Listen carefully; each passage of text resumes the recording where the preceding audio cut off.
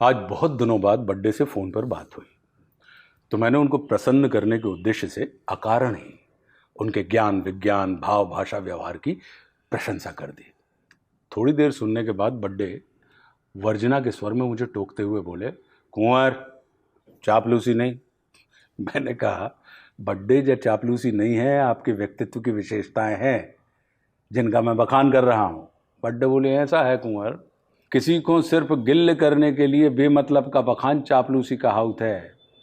आदमी को जब किसी दूसरे आदमी से बिना पैसा दे अपनी मर्जी का कोई काम करवाना होता है ना, तो वो हनक के सामने वाले की प्रशंसा में जबरन अपनी जीभ तलुआ से मारन लगता है। इससे वो आदमी गिल्ल होके उसके सबरे काम फ्री में कर देता है।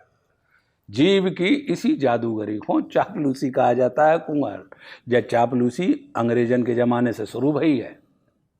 मैंने असहमति दर्शाते हुए कहा कि बर्थडे चापलूसी अंग्रेजों के जमाने से कैसी बातें कर रहे हो आप? बर्थडे आप जबरन अंग्रेजों की मूड पे छतर ना आए फोड़ रहे हो। अरे जा क्रिया तो अंग्रेजों के आवे के पहले से चालू होती भाई। बर्थडे बोले, सही कह रहे हो, लेकिन अंग्रेजों के आने से पहले ये क्रिया नहीं कला की श्रेणी में आती थी, कला कहलाती थी। तब इसको चापलूसी नहीं चाटुकारिता कहा जाता था। मैंने हंसते हुए कहा, लेकिन बात तो एक ही है बर्थडे। बर्थडे बोले, बिल्कुल नहीं है, दो ही एकदम अलग अलग हैं। जिस भी शब्द में कार जुड़ जाता है फिर वो कला की श्रेणी में आ जाता है। कार यानी बनाने वाला, जैसे कुंभकार, स्वर्णकार, कलाकार, पत्रकार, मैं सही चाटुकार। मतलब जो आदमी गधा को घोड़ा, चूहा को शेर, चिटिया को हाथी बनाने की कला में चंट होए उसको चाटुकार कहा जाता है। चाटुकारिता तो अपने राजे महाराजों का शौक था कुमार। उनको इस कला से बहुत मोहब्बत थी। इस कला को बढ़ाने के लिए राजे महाराजों ने अपने दरबार में किस्म किस्म के कलाकार पाल पोस कर रखे थे। जे लोग उनकी कमजोरी को ताकत बना के पेश करते थे।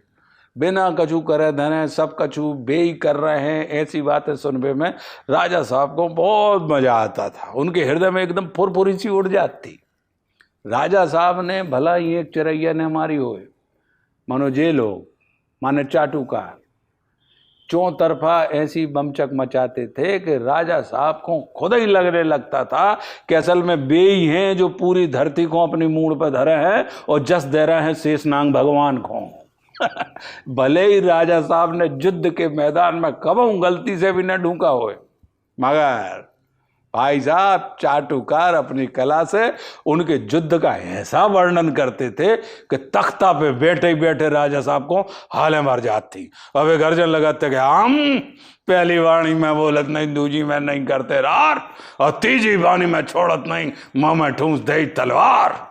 कुल मिला के जे लोग राजा साहब के रफूगर होते, इनका काम होता था कि राजा साहब के मुंह से निकली भाई कोई भी ऊट पटांग बात को ये येन गेन प्रकारेण सही सिद्ध कर दे। मान लो राजा साहब ने निशाना साध के अंधाधुंध तीर चलाए और उनका एक भी तीर निशाने पर नहीं गला, तो चाटुकारों का काम होता था कि जहां जहां राजा साहब के मारे भाई तीर लगे हैं वे भां भां गोला बना दें और प्रजा में जब बात साबित कर दें कि राजा साहब ने हर तीर गोला के ठीक बीचों बीच सटीक निशाने पे मारा है और उनके जैसा तीरंदाज इस धरती पर दूसरा नहीं है। इससे राजा साहब गिल हो जाते और इन चाटुकारों को पद पैसा प्रतिष्ठा से माला माल कर देते। याद रखो, अच्छा चाटुकार सिर्फ गोलची नहीं डोलची भी होता है। राजा साहब की फुटबॉल अगर गोल में नहीं गई तो इनका काम होता था कि जहां फुटबॉल जा रही है वहां पे जो गोल पोस्ट रख दें। चाटुकारिता बहुत ऊंची कला है। इसको चापलूसी बना के अंग्रेजों ने इसका सत्यानाश कर दिया है कुंवर। आजकल आगे बढ़ने के लिए पीछे लौटना पड़ता है, इसलिए चापलूसी के चक्कर में तुम न पड़ो, क्योंकि वो फट से पकड़ में आ जाती है और आदमी बेइज्जती करता है, वो अलग से है।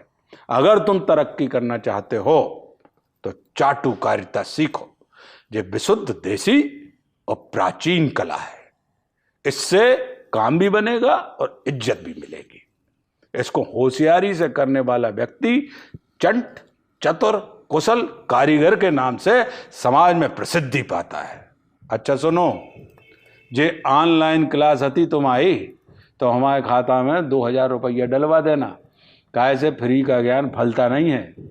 मैंने हंसते हुए कहा कि ठीक है बड्डे, आप अपना अकाउंट बताओ, हम अब भाई पैसा ट्रांसफ़र कर रहे हैं। बड्डे बोले आओ, हम अब वहीं भेज रहे हैं तुम्हारे व्हाट्सएप पे। मैंने हंसते हुए कहा कि बड्डे, हम माफ़ी चाहते हैं, अब वहीं आपने बताई कि फ्री का ज्ञान फलता नहीं है, तो हमने आपसे बात करते करते अपना व्हाट्सएप अकाउंट डिलीट कर दिया है, क्योंकि उस पर फ्री का ज्ञान ही दिया जाता है। ये सुन के बड्डे जोर से हंसे और ठहाका लगाते हुए उन्होंने जय सिया राम कहा और फ़ोन कट कर दिया।